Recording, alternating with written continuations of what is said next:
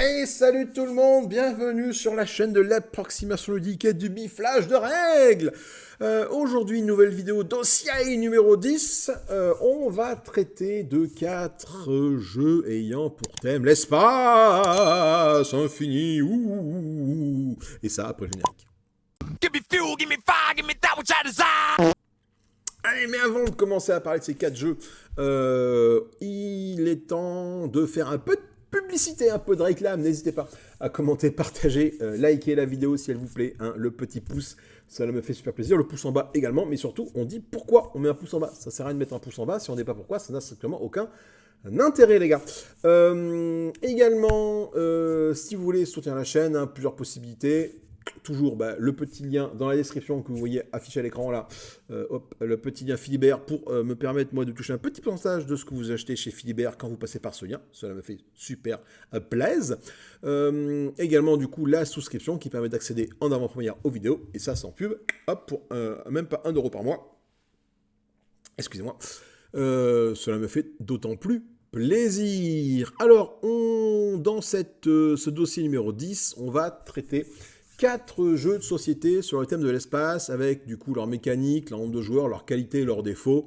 Bref, on va essayer de parler un petit peu de 4 jeux du thème de l'espace, thème que j'apprécie fortement. Hein, voilà, pour ceux qui savent, moi j'aime beaucoup les dungeon crawlers, j'aime beaucoup les jeux ayant pour thème l'espace.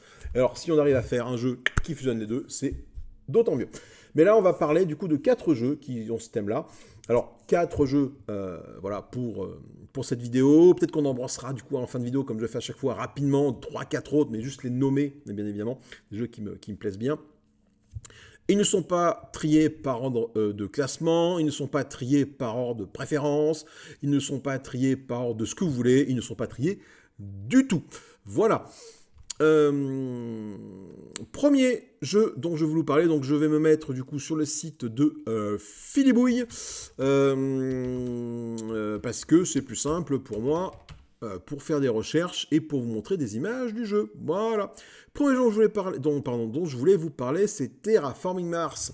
Terraforming Mars, qu'est-ce que c'est comme type de jeu? C'est un jeu qui mélange stratégie, gestion de ressources, placement de petits jetons, c'est très rigolo. C'est pour 1 à 5 joueurs, donc un gros jeu en termes de personnes pour des durées. Alors bon, ils disent sur le site de Philibert 1 à 2 heures. Non, messieurs, dames, moi on est plutôt sur 2-3 heures.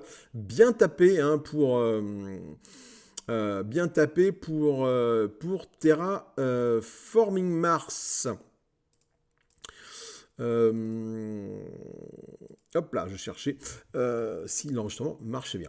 Mécanique de jeu, comment ça marche, Terraforming Mars? Terraforming Mars, déjà, hop, attendez, je retourne sur le site de Philibouille pour vous mettre quelques petites captures d'écran. Alors, c'est un jeu qui commence à avoir un certain âge et le design graphique est un petit peu austère hein, par moment, mais c'est ce qu'on aime, je pense, c'est ce que les gens qui jouent à ce jeu-là apprécient énormément. Dans Terraforming Mars, chaque joueur va incarner ce qu'on appelle une corporation qui tente de rendre Mars habitable en augmentant la température, en faisant augmenter l'oxygène, en générant de l'oxygène et en créant des océans sur la planète rouge. Les joueurs gagnent des points en contribuant du coup à la terraformation et au développement de Mars, du coup en développant leur propre moteur économique. Hein. C'est un jeu où tu vas avoir des cartes devant toi et ça va te générer un moteur d'économie. Chaque tour, tes cartes vont se déclencher pour te permettre de gagner des ressources, faire différentes choses, etc. Chaque tour, les joueurs jouent des cartes projets donc qui peuvent apporter des ressources, modifier l'environnement ou offrir des avantages stratégiques. Les joueurs doivent du coup gérer leur production de ressources. Alors, des ressources, on a tout un tas dans le jeu. Tu as l'argent, l'acier, le titane, les plantes, l'énergie, la chaleur. Je pense ne pas en oublier. Pour optimiser leurs actions. Et la partie se termine lorsque les 3 critères, donc sur température, oxygène, océan, ont été remplis. Quelles sont les qualités que je trouve pour Terraforming Mars? Déjà, il a une grande rejouabilité grâce aux cartes variées et aux stratégies multiples. Il n'y a pas une carte pareille dans ce jeu. Chaque partie sera différente. On a une bonne montée en puissance. Dans ce jeu, bon sentiment de montée en puissance, c'est un jeu à moteur, donc tu commences petit, en disant, bah ouais, ce tour 1, ben je fais rien, quoi. Par contre, à la fin, tu fais des tours très puissants, avec des actions très puissantes qui n'en finissent pas, et c'est vraiment plaisant. On a également une thématique très immersive. On ressent vraiment l'évolution de la planète. Hein. C'est-à-dire que le plateau de jeu change sous nos yeux. On met des tuiles océans à certains endroits. On fait augmenter le compteur de température, le compteur oxygène. On voit ce qui se passe sur le plateau de jeu. Et ça, c'est vraiment bien. Bon, évidemment, c'est pas le jeu parfait. Il a quelques défauts. Hein. Les parties peuvent être longues, voire très longues, voire très très longues. Surtout à 4-5 joueurs. Sur 5 joueurs, là, tu prévois ton après-midi pour jouer à ça. Mais par contre, c'est quand même très plaisant.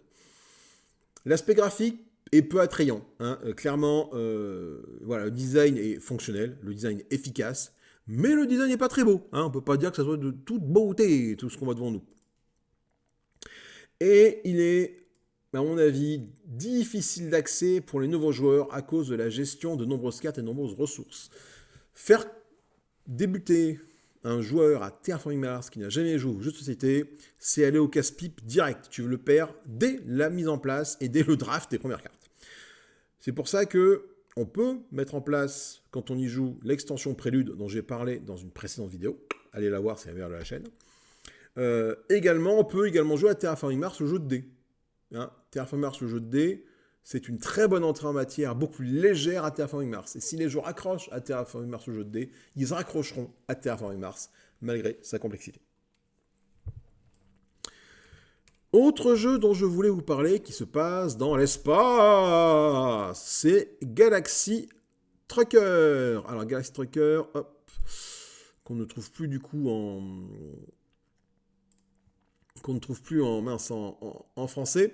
Alors, c'est notre ami Vlada Chvátil qui l'a fait. Hein. Je vous laisserai voir qui est Vlada Chvátil, bien évidemment. Mais il est relativement connu, ce petit Lascar, pour avoir fait un petit jeu dans YouTube de land crawler. Bref, qu'est-ce que c'est quoi? Ça ne se dit pas. Quel est le type de jeu de ce Galaxy Trucker? C'est un jeu de construction en temps réel. C'est un jeu de gestion, un jeu de survie. 2 à 4 joueurs, des parties d'environ 60 minutes. Alors bon, ils disent moins de 30 minutes sur celui de Philibert, là aussi, pas trop d'accord. Hein. On est plus sur de l'heure. Hein. Voilà. Mécanique de jeu. Les joueurs construisent simultanément leur vaisseau spatial en assemblant des tuiles à partir d'un plateau central. Une fois que les vaisseaux sont construits, ils partent en voyage spatial et affrontent divers événements, des météorites, des pirates, des panneaux de carburant, bref, tout un bazar. Chaque élément du vaisseau a une importance. Hein. Les réacteurs, bien évidemment, servent à avancer. Les boucliers servent à se protéger. Et les soutes servent à stocker de la marchandise, bien évidemment. Le gagnant est celui qui a le vaisseau le plus résistant et qui a collecté le plus de richesses. Les qualités de ce jeu, très dynamique, grâce à la phase de construction en temps réel. C'est-à-dire que tout le monde interagit maintenant, c'est plutôt cool. L'ambiance est fun et chaotique. Hein. Voir son vaisseau se désintégré après une mauvaise construction, c'est relativement rigolo. Moi, en tout cas, j'ai beaucoup aimé. Et les règles, du coup, c'est un jeu qui est quand même accessible. Hein. Les règles sont faciles à expliquer et parfait pour jouer du coup entre famille ou entre amis. On est vraiment sur un jeu, voilà, à partir de 8 ans. Voilà. Ça reste vraiment, vraiment accessible. C'est très plaisant. C'est très fun, très plaisant. Quels sont les défauts? Les défauts, ça peut frustrer les joueurs qui aiment planifier leur partie, planifier ce qu'ils vont faire. Parce qu'il y a quand même énormément d'aléatoires. Hein, donc les joueurs qui aiment bien se caler une ligne directrice, ça peut vous frustrer. On a peu de contrôle une fois que le voyage est commencé. Hein. Si le vaisseau est mal construit, on est condamné. Hein, voilà, faut que le vaisseau soit bien construit au départ, sinon une fois qu'il est lancé, ça sent un peu le pâté. Et du coup, certains joueurs peuvent être désavantagés dès la phase de construction, rendant le voyage plus compliqué. Oui, il y a certaines actions, d'un coup le micro, qui font que tu peux être désavantagé par différents effets de jeu, et ce qui fait que ton voyage est compliqué. Et comme on l'a vu juste avant, une fois que le voyage est commencé, ton vaisseau, s'il est mal construit, ça pue du cul. Voilà. Mais c'est comme ça. Donc, en tout cas, Galaxy Trucker, un jeu du coup familial, très sympathique, qui a pour thème l'espace. On va maintenant parler d'un jeu un peu plus gros, hein, légèrement plus gros. Rien qu'au prix, vous voyez que c'est un peu plus gros. Qui est Eclipse The Second Dance of Galaxy. C'est un 4X, donc pour exploration, expansion, exploitation, extermination. Un jeu qui prend de la place, un jeu qui n'est pas à mettre entre toutes les mains. Donc, génie 4X, également du coup un aspect stratégie, bien évidemment. De 2 à 6 joueurs, pas de mode solo, ou pas à ma connaissance, ou peut-être fan-made, je ne sais pas trop. Peut-être qu'il y a des extensions qui offrent des modes solo, je ne sais pas. S'il y a des modes solo pour ce Eclipse, je n'ai pas l'impression. Voilà, des extensions qui existent en anglais, mais je n'ai pas l'impression qu'il y ait des modes solo. Donc 2 à 6 joueurs. Alors là, ils disent de 1 à 2 heures, les parties, comptez 2 à 4 heures. Voilà. Oui, bien tassé les 2 à 4 heures. Du coup, comment est-ce qu'on joue? Quelles sont les mécaniques de ce jeu? Chaque joueur contrôle une civilisation spatiale. Je vous mets cette image-là. Et doit explorer l'espace. C'est le thème un peu de la vidéo, les jeux dans l'espace, bien évidemment. Coloniser des systèmes, gérer des ressources, développer des technologies, mener des combats. Bref, il y a énormément de choses à faire. Les tours sont basés sur un système d'action limité par ressources, scientifiques, économiques et militaires. Le jeu propose des combats spatiaux stratégiques où chaque joueur peut personnaliser ses vaisseaux pour contrer ses adversaires, et ça c'est plutôt top. Les joueurs gagnent des points en contrôlant des territoires, en développant des technologies et en remportant des batailles. Les qualités du jeu: expérience épique et immersive, parfait pour les fans de stratégie spatiale. Franchement, si vous êtes fan de stratégie spatiale et que vous avez du temps devant vous, n'hésitez pas, c'est quand même vraiment sympa. On est dedans, on est vraiment dedans. C'est un mélange équilibré entre diplomatie, expansion et combat. Et du coup, ça offre plusieurs chemins vers la victoire. Et ça, c'est agréable parce que tu n'as pas une voie directrice qui te dit « Ok, si tu fais pas ça, tu perds la partie parce que les autres vont partir dedans. » Non, tu as différents moyens de gagner la partie. Diplomatie, expansion, combat. Et toutes ces voies-là vont te permettre, du coup, d'aller chercher la victoire et d'être compétitif pour aller chercher la victoire. Tu peux personnaliser tes vaisseaux, ce qui les rend rend les combats tactiques et variés. Et ça c'est chouette, pas un vaisseau qui fait, le vaisseau il fait ça. Non, tes vaisseaux, tu peux les personnaliser et du coup, à partir de ce moment-là, chaque combat devient beaucoup plus intéressant. Quels sont les défauts? Alors les défauts déjà c'est très long. Prévoir 3-4 heures de jeu, voire plus, si tu joues à 5-6, tu penses encore une après-midi de jeu. Voilà. Après, ça peut être très intéressant de faire une après-midi sur un seul jeu, avec une petite pause goûter au milieu, ça peut être très sympa. L'apprentissage est difficile. Il y a beaucoup de règles à assimiler pour les nouveaux joueurs, et ça peut être vraiment un frein. Tu ne te lances pas dans une partie d'Eclipse comme ça, avec un nouveau joueur, il faut l'accompagner, c'est compliqué. Et par contre, il peut être aussi punitif. C'est-à-dire que si tu prends un mauvais départ, à rattraper, ça va pas être compliqué. Ouais, c'est vraiment tendu. Mais quand même un bon jeu. Alors, j'ai en défaut que je n'ai pas noté aussi, bien évidemment, mais le prix. Le prix, c'est pas donné pour toutes les bourses. Dernier jeu dont je voulais vous parler, qui se passe du coup dans l'espace, c'est The Crew. Enquête de la 9e planète. Là, en termes de prix, par contre, on est du coup beaucoup plus abordable. Ça se joue de 2 à 5 joueurs. C'est un jeu coopératif, c'est un jeu de pli. Bon, si vous connaissez la belote, voilà, vous avez The Crew. C'est une belote retranscrite dans un univers spatial. Je schématise grandement, mais c'est un petit peu l'idée. Ça se joue de 2 à 5, les parties durent entre 20 et 45 minutes, donc 10-30 minutes, ouais, ça c'est plutôt vrai cette fois-ci. Donc les mécaniques de jeu, on a un jeu coopératif, du coup, contrairement aux autres où on était vraiment sur de l'affrontement. Enfin, l'affrontement entre guillemets, c'est les joueurs contre joueurs. Donc c'est un jeu coopératif, donc là on joue tous ensemble, basé sur la communication limitée, et ça c'est fort. Les joueurs doivent jouer des cartes de couleurs et de valeurs spécifiques pour réussir des missions. Mais on ne donne pas d'indice. On peut donner un seul indice partout sur ces cartes, ce qui rend la coordination cruciale. Et il y a à peu près 50 missions, avec des objectifs plus ou moins complexes, créant une progression, une rejouabilité assez forte. Et voilà, c'est ce que je veux dire, il y a une extension qui existe, qui est... Après, c'est une suite, cela dit, c'est la mission sous-marine. Ça ne se passe pas dans l'espace, ça se passe du coup sous l'eau. Voilà, donc je n'en parle pas, mais sachez qu'une extension existe sous l'eau. Quelles sont les qualités de ce jeu? Déjà, il est accessible et rapide, hein, parfait pour une soirée ou pour jouer avec des joueurs moins expérimentés, effectivement. Si tu as envie de te faire une soirée un petit peu tranquille sans partir dans un jeu d'ambiance, genre, je sais pas, enfin, genre les Skyjo, tout ça. Enfin, moi, j'aime pas ce genre de jeu, des soirées-jeux comme ça, j'apprécie pas du tout. The Crew est un bon compromis entre, du coup, jeu sympa, pas trop, avec quand même une thématique. Sans être des jeux d'ambiance, mais sans être non plus des jeux experts, voilà. On est vraiment sur quelque chose d'accessible et ça permet de jouer avec des joueurs, du coup, moins expérimentés. Les défis sont variés, donc tu as 50 missions, donc ce qui rend du coup chaque partie assez unique. Et du coup, il faut un fort esprit d'équipe. Hein. Le jeu pousse à la réflexion collective sans être répétitif, et ça c'est fort parce que comme chaque partie, chaque objectif est vraiment unique, la stratégie à employer est vraiment différente à chaque fois. Je vous ai pas montré quelques images du jeu. Voilà. Bon, on a vu les qualités, il est temps de voir les défauts maintenant. Hein. Il peut être frustrant, parce que si t'as un joueur qui fait des erreurs et qui ne comprend pas bien la logique du jeu, ça peut être compliqué. C'est notamment mon cas. Moi, je ne sais pas jouer à la belote. Je n'ai jamais compris le jeu de la belote. Ah, mais c'est vachement simple. Mais allez vous faire foutre avec votre c'est vachement simple. Les atouts qui sont pas des atouts, qui changent à chaque tour, non, c'est pas simple. Désolé. Par contre, le tarot, ouais. Le tarot, je sais jouer au tarot. Pas de problème, hein. Un atout, c'est un atout, hein, voilà. Mais la belote, je ne sais pas, et je ne connais pas la valeur des atouts à chaque fois. Donc dès qu'on te propose une belote, eh ben, Bibi, il joue pas à la belote. Donc, The Crew, qui est un peu une belote spatiale, je suis pas très très bon. Je suis meilleur qu'à la belote, parce que du coup, j'arrive à comprendre comment on joue. Mais, voilà. Donc, pour un joueur, du coup, qui fait des erreurs et qui comprend pas la logique du jeu, ça peut être frustrant pour les copains à côté.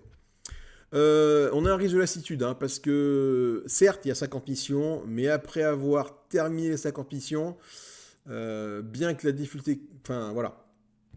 Une fois que tu as fait l'émission, est-ce que tu as envie de recommencer le jeu à zéro? Je sais pas, peut-être avec d'autres personnes.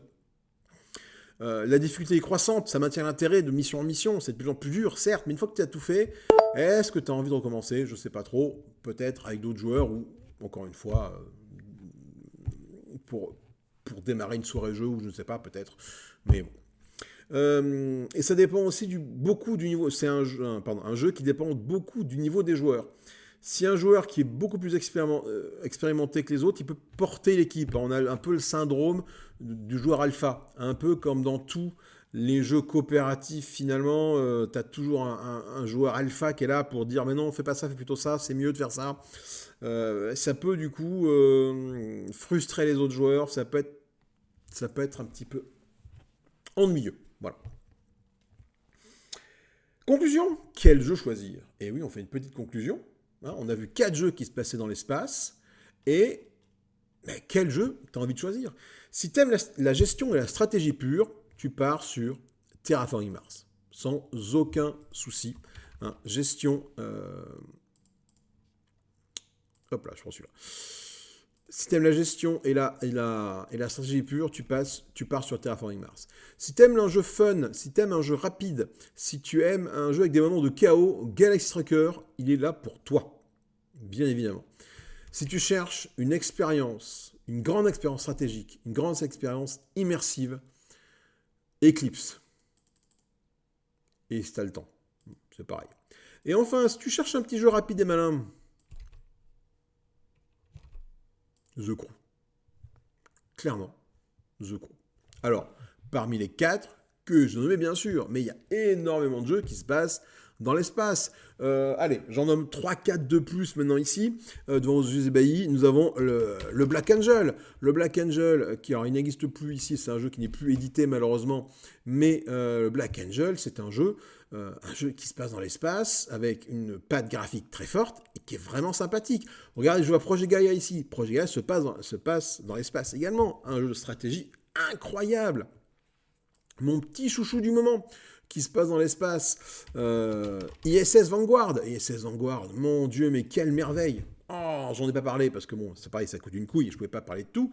Mais ISS Vanguard, si vous avez l'occasion de jouer à ISS Vanguard, allez-y, si vous chopez une occasion avec un prix raisonnable, allez-y, c'est une aventure extraordinaire, cette ISS Vanguard. Kepler 3042. Kepler 3042 aussi se passe dans l'espace, incroyable. Enfin, on pourrait en nommer des tas et des tas. Mais voilà, bon, je voulais mettre le focus sur 4 jeux connus, moins connus. Les 4 que je vous ai présentés. On a parlé d'autres petits jeux rapidement à l'instant. Voilà. Écoutez, j'espère que cette vidéo vous a plu. Hein, c'est pas le cas, vous mettez un pouce en bas, mais vous dites pourquoi. Sinon, je viens chez vous et je vous bifle. Si la vidéo vous plaît, mettez un pouce en haut. Voilà. Là aussi, vous avez intérêt à dire pourquoi. Je vous souhaite une bonne fin de ce que vous voulez à partir de quand vous allez voir cette vidéo. J'ai pris beaucoup de plaisir à la faire. En tout cas, je me suis bien éclaté. C'est le principal. J'espère que ça vous a plu. J'espère que ça s'est ressenti dans ma vidéo. Amusez-vous bien. Salut, bye bye.